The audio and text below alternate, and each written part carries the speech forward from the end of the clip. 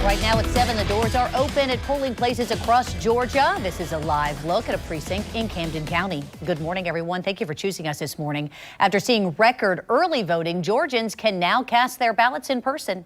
Georgia's primary is getting national attention for a couple of reasons. First, to gauge former President Donald Trump's endurance as a GOP kingmaker. It's also the first test of Georgia's new voting law. News4JAX reporter Ashley Harding is live in Camden County. And Ashley, Republicans and Democrats are hoping for a big turnout. They certainly are, and the polls opened just a couple of minutes ago, really just 1 minute ago. We heard a guy here in Camden County say the polls are now open, so I'll step out of the way and just show you. You see a couple people standing in the doorway. These folks just arrived literally in the last 3 to 4 minutes or so. They are ready here to cast their ballot again. This is the East Kingsland voting precinct, of course, in Camden County. While lots of people prefer to vote on Election Day, Georgia did see a record turnout for early voting, and that has gotten national attention. So by the end of the 3-week early voting period, the Secretary of State's office said 857,401 people voted either in person or through an absentee ballot. That's about 3 times as many as during the same period in the 2018 primary.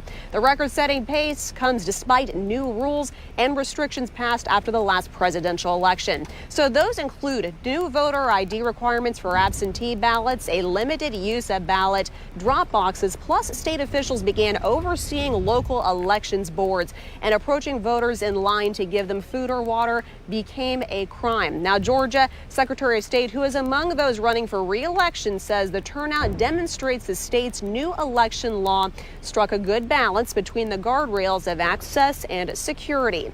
Now, activists say the record early voting numbers are the result of grassroots educational efforts and voting rights events. High in-person turnout is also expected. Now, both parties are directing voters to the state's election fraud complaint hotline. Call this number if you have a complaint about voter intimidation or illegal election activities. Looking live once again, the doors just opened literally 3 minutes ago, so it's still a little bit slow. We expect to see that foot traffic start to pick up. Just as a reminder, though, you need to be in a line no later than 7 o'clock tonight in order to vote. Reporting live in Camden County, Ashley Harding, Channel 4, the local station.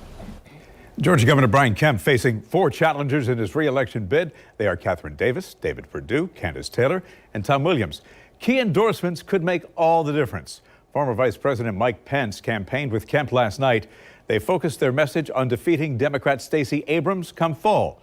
After the rally, Trump held one of his own over the phone, asking voters to support Perdue.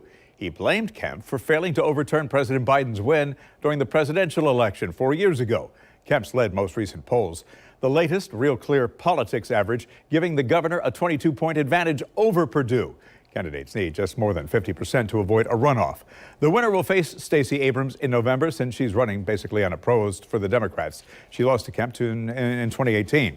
Abrams hopes to energize voters, saying she wants to make Georgia the best state in the country in which to live. It is 4 minutes after 7 o'clock. There's also a crowded field in the Republican Senate primary. 6 candidates are vying for a spot on the November ballot. So they are Gary Black, Josh Clark, Kelvin King, Jonathan McCollum, Latham Sadler, and Herschel Walker.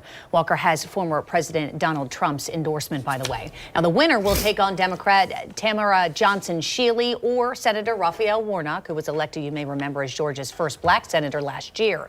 Republican Secretary of State Brad Raffensperger is also fighting to keep his job against 3 challengers: Jody Hice, TJ Hudson, and Davis Belle Isle. Now, Trump is backing Hice in this race and says that Raffensperger shares in the blame for his loss to President Joe Biden. Now, the winner will face one of these 4 Democrats: D. Dawkins Hagler, John Eves, Floyd Griffin, B. Wen, and Michael Owens.